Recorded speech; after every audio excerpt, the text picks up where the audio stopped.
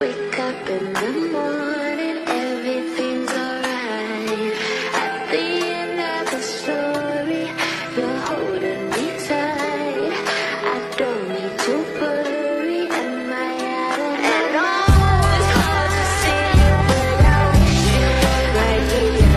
Oh, it's hard to leave you when I get you.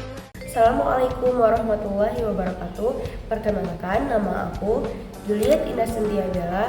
Aku mahasiswi Prodi Komunikasi dan Penyiaran Islam semester 4. Di video kali ini, aku mau merefleksikan materi public speaking di pertemuan sebelumnya, yaitu tentang 3 urgensi public speaking dalam personal life, social life, dan professional life. Hari ini, aku makin sadar kalau public speaking itu bukan cuma soal berani ngomong di depan banyak orang.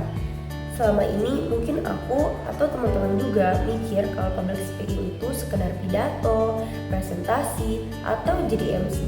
Tapi ternyata public speaking itu lebih dari itu. Public speaking adalah kemampuan mengemas pesan dengan baik di hadapan halayak. Jadi, bukan cuma verbalnya, tapi juga bahasa tubuh, ekspresi, dan juga penampilan. Oke, langsung aja. Jadi yang pertama adalah life atau kehidupan pribadi. Di sini aku merasa relate banget.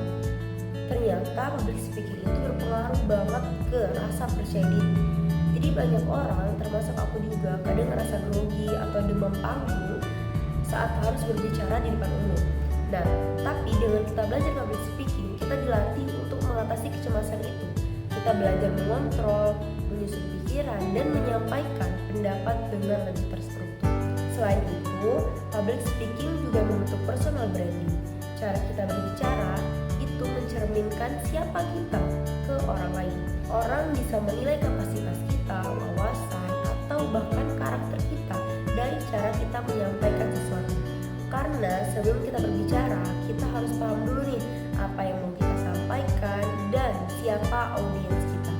Jadi kita dilatih berpikir kritis, menganalisis, lalu menyimpulkan secara tepat. Yang kedua adalah social life atau kehidupan sosial. Di sini, public speaking berperan penting dalam mempengaruhi orang lain.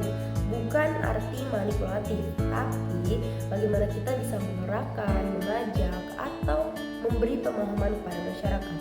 Apalagi dalam konteks dakwah dan modernisasi beragama.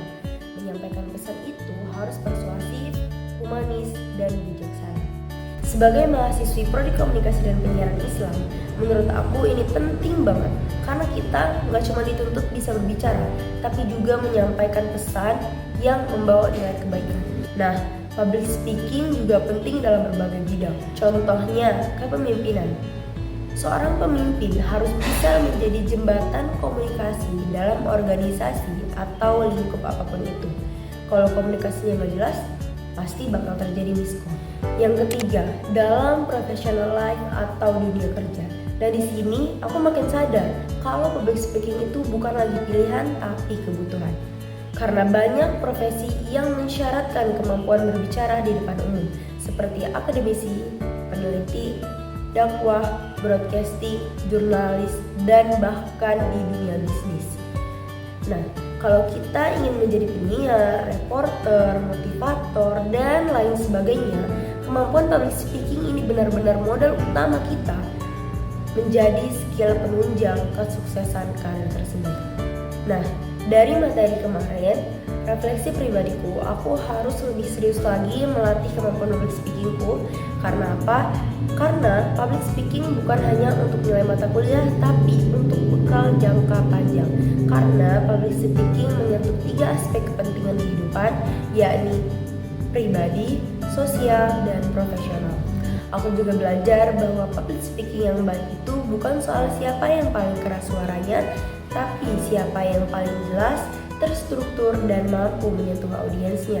Semoga setelah memahami materi ini, aku bisa menjadi lebih percaya diri, lebih baik dalam menyampaikan pendapat, dan terus mengembangkan diri sebagai mahasiswi Prodi Komunikasi dan Penyiaran Islam yang siap terjun ke masyarakat dan dunia pekerjaan. Mungkin hanya itu yang dapat saya sampaikan. Saya akhiri. Wassalamualaikum warahmatullahi wabarakatuh.